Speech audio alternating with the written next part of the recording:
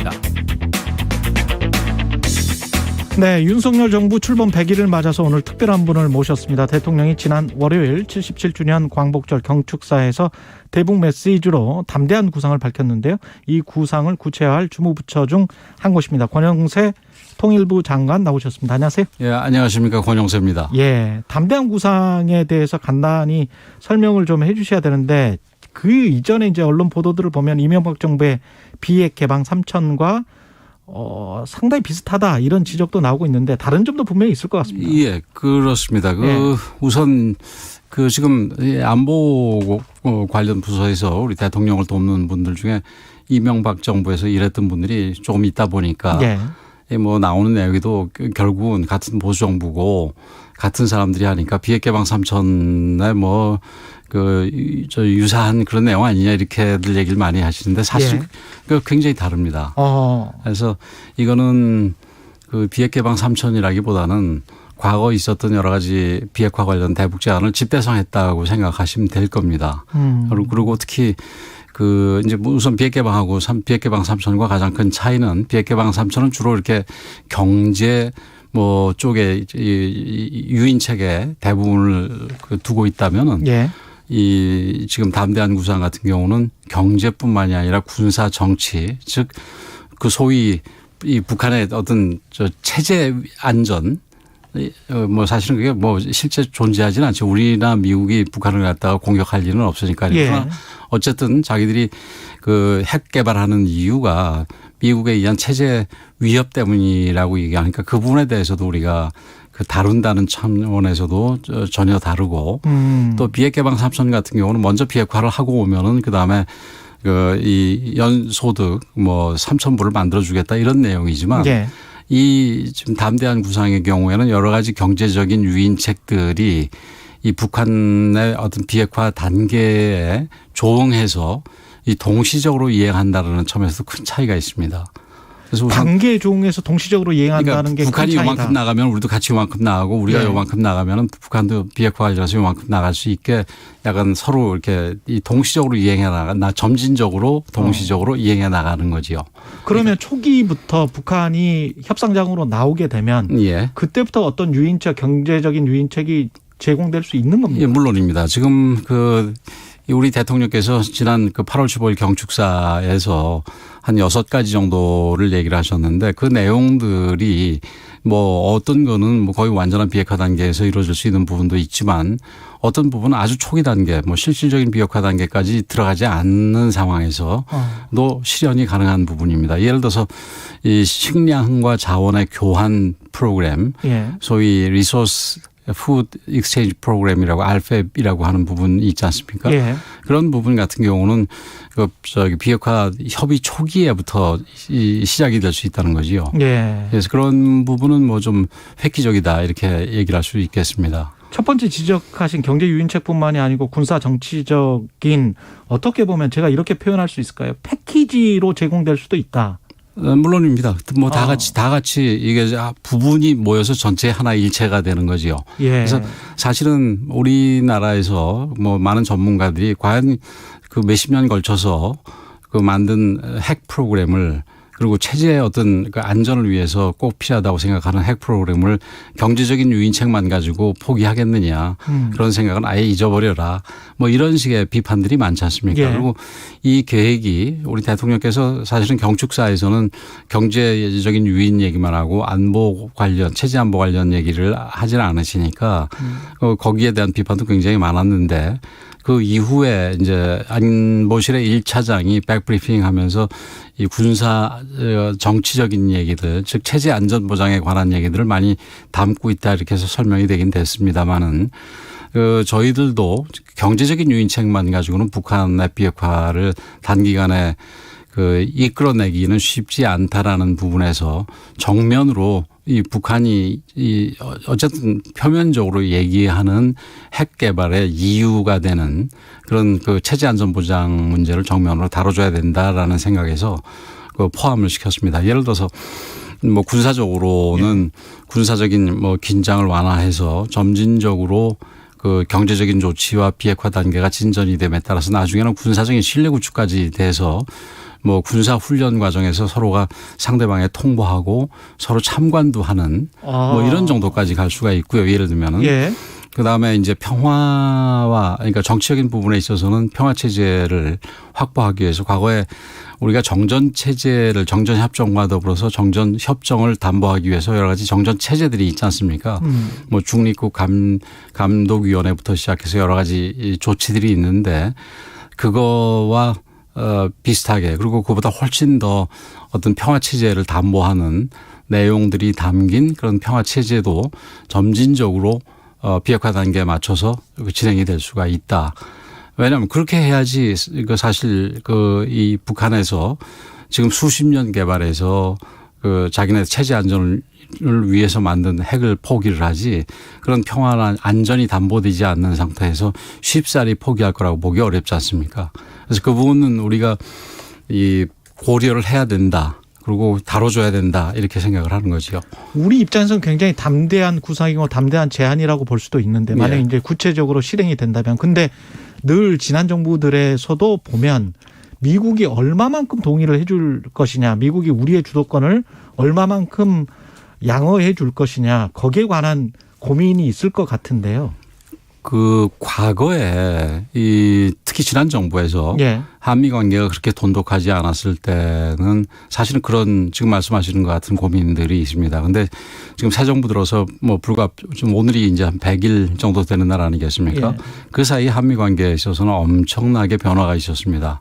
그래서 지난번에 바이든 대통령이 방한하셨을 때도 우리 대통령께서 담대한 구상에 대해서 아주 기초적인 얘기를 했을 때 전폭적으로 지지하신다는 말씀을 했고 또 엊그저께 이제 대통령께서 경축사에서 담대한 구상의 일단을 얘기를 하면서 담대한 구상을 제안을 했을 때 예.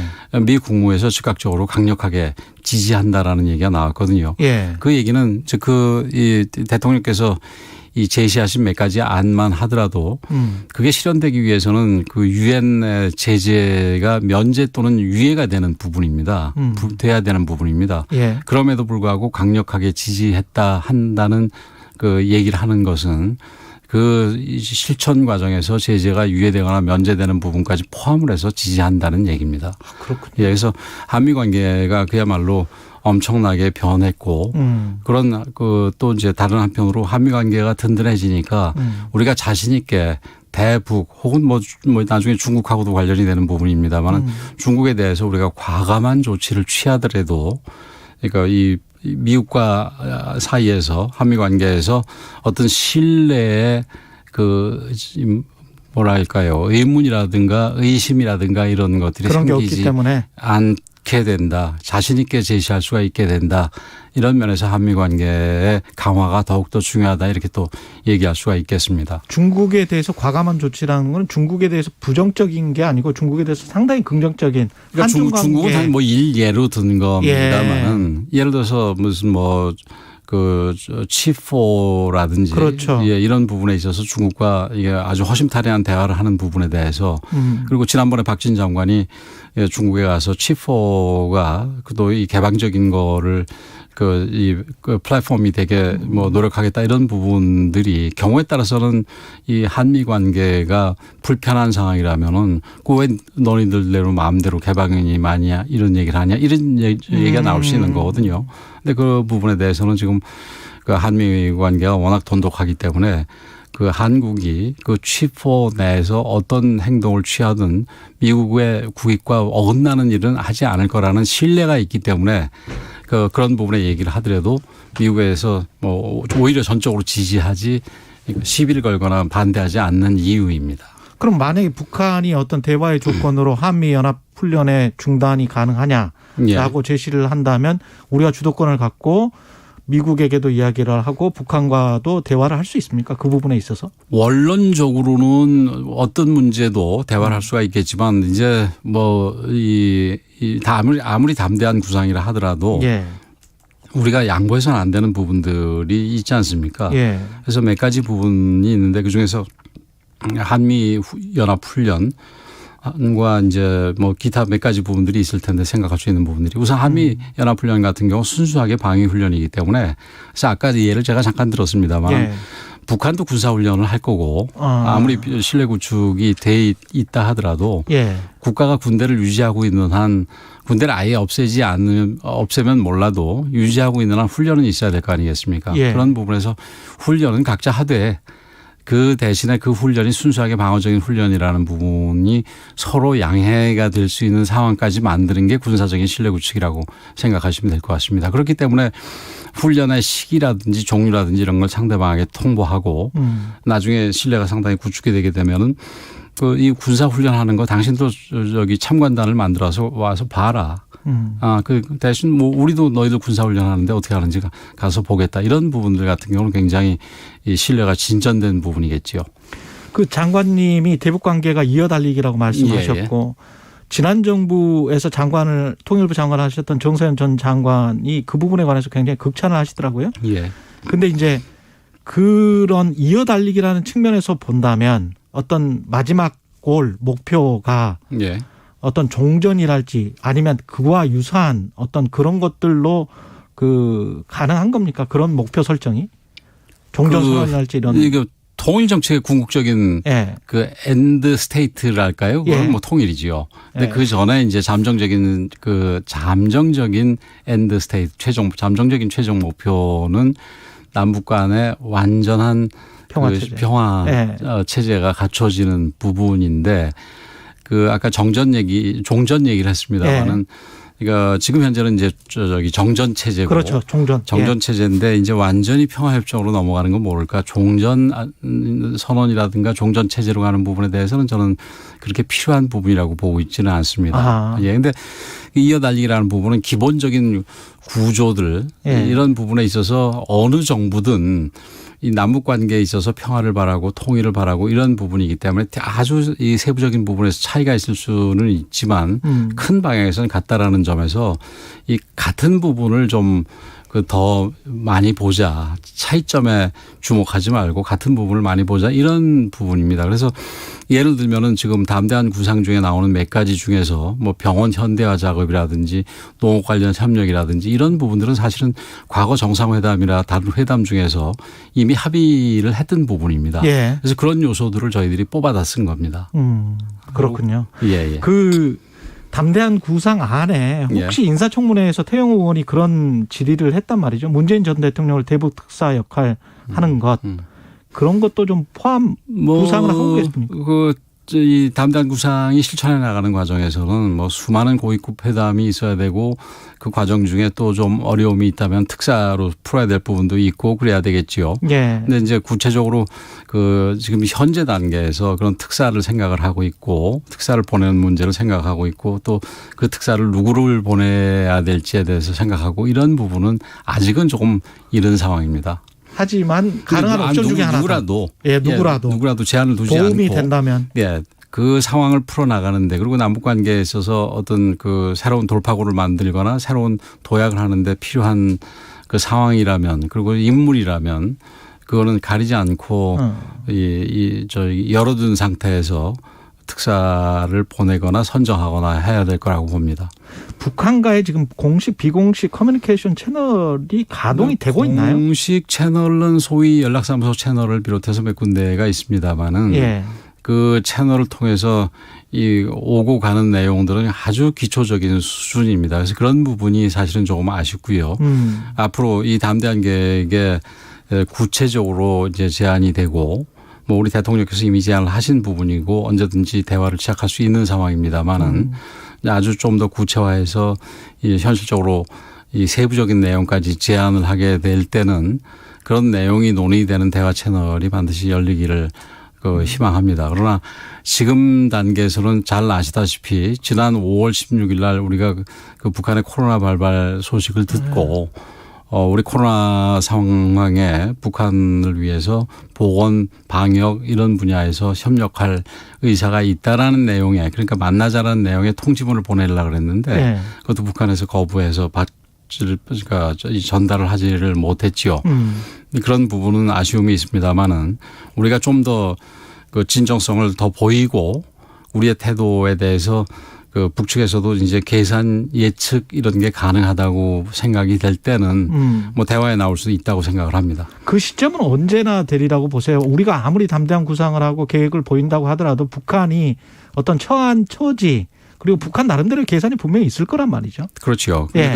그 계산의 구체적인 내용은 모르겠습니다만은 예. 제가 뭐 어떤 다른 언론과 인터뷰를 하는 과정에서 아무리 미슐린 뭐 이 3스타 셰프가 예. 맛있는 음식을 만들어도 결국 먹는 사람이 안 먹으면은 할 수 없다. 그렇죠. 이제 그렇게 얘기를 한 적이 있습니다만은 그건 뭐 그냥 객관적인 얘기고 우리가 음식을 조금 더 정성 들여서 더 맛있게 준비를 하고 또 다른 한편으로는 그 북한을 먹는 사람을 더 설득을 하고 뭐 경우에 따라서는 제재를 통해서 압박도 하고 해서 먹을 수 있도록 하는 게 저희들의 역할이라고 생각을 합니다. 예.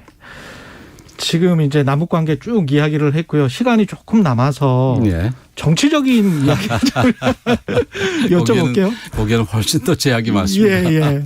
관련해서 지금 뭐 어제 압수수색 여러분이 됐는데 야당에서는 특히 이제 청와대 참모 지냈던 민주당 의원들은 망신 주기용 쇼일 뿐이다. 뭐 이렇게 지금 주장을 하고 있습니다. 글쎄요, 그 지금 현재 수사 중인 부분에서 그 행정부처 장관으로서 언급을 하는 게 적절하지는 않은데 예. 아주 일반적으로만 말씀을 드리면은 그 단서가 나왔는데 그거를 외면하는 것도 또 그거는 뭐 직무유기가 되거나 예. 또 다른 범죄 내지는 범죄까지는 아니라도 불법이 될 수 있는 부분이기 때문에 그거는 뭐 원칙대로 가는 게 맞다고 생각이 됩니다. 그게 이제 뭐 결국은 뭐 이 남북 관계에서의 어떤 남측의 조치들과 관련된 부분 아니겠습니까? 예. 그래서 그런 부분에서 뭐 남북 관계가 굉장히 그 좀 특수한 분야이기 때문에 어떤 밀행성이 비밀성이 요구되는 부분은 있다 하더라도 그 형식만 비밀이지 내용에 있어서는 헌법과 법률에 맞아야 되는 겁니다. 그런데 만약에 헌법과 법률에 위배된 어떤 범죄 행위가 발견이 됐다면 드러났다면 예. 그 부분에 대해서는 또 다루는 게 국가의 의무입니다. 헌법과 법률에 위배됐을 것이라고 지금 추정할 만한 혐의 내용이 뭘까요? 글쎄요. 뭐 제가 그 수사의 구체적인 사항을 보고받는 위치가 아니라서 예. 모르겠습니다만은 그 언론에 나온 걸로만 보면은 무슨 뭐 직권남용이라든지 이런 부분으로 얘기가 되는 걸로 알고 있습니다. 예를 들어서 서류를 만들 때 객관적인 사항은 이건데 그거를 압력을 넣어서 뭐 다른 방향으로 바꾸라는 지시를 했다라는 부분에 혐의가 두어진 것처럼 뭐 제가 이야기는 그렇게 알고 있습니다. 그냥 객관적인 상황이 뭐 북송을 할 상황이 아니었는데 북송을 했다. 라는 게 나와야 될 텐데 그 근거 자료나 이런 것들이 지금 그거보다는 제가 뭐 알고 있기는 북송보다는 뭐 서해 공무원 공무원 피살 사건 쪽이 많은 것 같습니다. 아 그렇군요. 예. 그쪽에 관련해서는 그러니까 거기는 사실은 저기 동해 쪽에서 북송 부분은 그 통일부가 관여한 부분이 많은데 예. 서해 쪽은 사실은 그 통일부가 관련된 부분이 별로 없습니다. 그런데 뭐 내용이 거기서 쟁점이라는 게 그 이제 구할 수 있었을 때 구하지 않은 이유 또 그 전에 이게 월북이라고 이렇게 발표한 이유. 예. 그다음 월북이라고 그 판단이 안 들었음에도 그렇게 판단해서 발표토록 한 이유 이런 부분에 있어서 문제가 있다는 건데 그것도 뭐 저는 언론을 통해서 한 내용이기 때문에 제가 이것보다 더 나가는 건 적절하지 않은 것 같습니다. 예. 그리고 지금 통일부 장관이시지만 사실은 선대본부장을 하셨고 인수위 부위원장을. 그건 뭐 선거 때 얘기죠. 그렇죠. 예. 그리고 지금 당이 상당히 안 좋은 상황이지 않습니까? 예. 국민의힘이. 그런 상황에서 아마도 전당대회를 전반적으로 정기국회 다 끝나고 할 것 같다라는 보도들이 나오고 있기 때문에 그렇게 되면 내년 1월쯤에 될 수도 있을 것 같고 그 사실은 장관님을 예. 당대표의 적임자라고 생각하는 분들이 굉장히 많은 것 같더라고요. 그 정도 시점이 되면 이제 일기 내각이 한번 리셔플이 되는 과정이기 때문에 어떻게 생각하세요? 글쎄요, 뭐 거기에 대해서 제가 할 얘기는 없습니다만은 뭐 안 하는 게 좋겠습니다만은 뭐 조금 이러지 않을까요? 뭐 그 지금 옛날 같은 경우는 2월에 정부가 시작을 했지만 지금 5월에 정부가 시작을 하니까 뭐 어떻게 될지 모르겠습니다만은 일단은 제가 코멘트하는 자체가 적절하지 않은 것 같습니다. 코멘트하는 것 자체가 적절하지 예. 않다.